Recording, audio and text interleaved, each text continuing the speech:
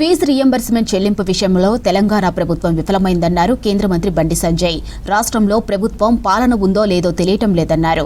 నేతల బిల్లులు చెల్లింపు కోసం కమిషన్లకు అలవాటు పడ్డారని ఆరోపించారు. ఇక హైదరాబాద్ నల్లకుంటలోని శంకర్మఠ్ ఆలయాన్ని బండి సంజయ్ దర్శించుకున్నారు. శంకర్మఠ్లో శృంగేరి పీఠాధిపతి విధుశేఖర భారతి మహాస్వామి ఆశీర్వాదం తీసుకున్నారు. ఇవాళ తెలంగాణలో ఉన్నటువంటి కాంగ్రెస్ పార్టీ ప్రభుత్వం ఫీజు రీయింబర్స్మెంట్ విషయంలో వాళ్ళు చేస్తున్నటువంటి దుర్మార్గపు ఆలోచనలకు ఉన్నటువంటి దుర్మార్గపు ఆలోచనలు నిజంగా చాలా సిగ్గుచేటు. అసలు తెలంగాణ రాష్ట్రంలో ప్రభుత్వం ఉందా?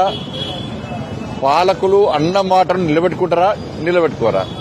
ఒక్కసారి పాలకుల నోటి నుంచి మంత్రుల ముఖ్యమంత్రి గారు గాని మంత్రుల నోటి నుంచి ఒక్క మాట వచ్చిందంటే అది తూచా తప్పకుండా అమలు జరగాలి. అది దాన్నే ప్రభుత్వం అంటారు, వాళ్ళనే పాలకులు అంటారు. కానీ ఈ ప్రభుత్వము కమిషన్లకు అలవాటు పడ్డారు.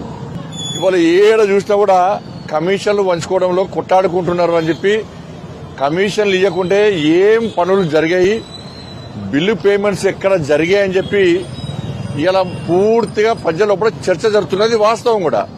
దీన్ని ఏ మంత్రి ఖండించాలి ఇంతవరకు?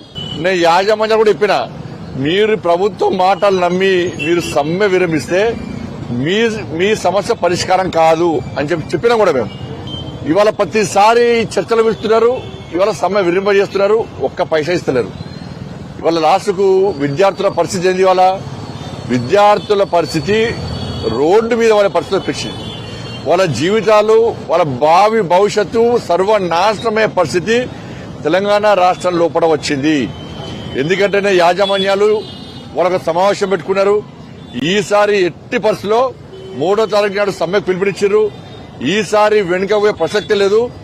పూర్తి 10,000 కోట్ల రూపాయలు మాకు బిల్లు పేమెంట్స్ వచ్చే వరకు కూడా మేము సమ్మె విరమించమని చెప్పి చాలా సీరియస్ గా చర్చ జరిపారు. వాళ్ళు ఒక నిర్ణయం తీసుకున్నారు.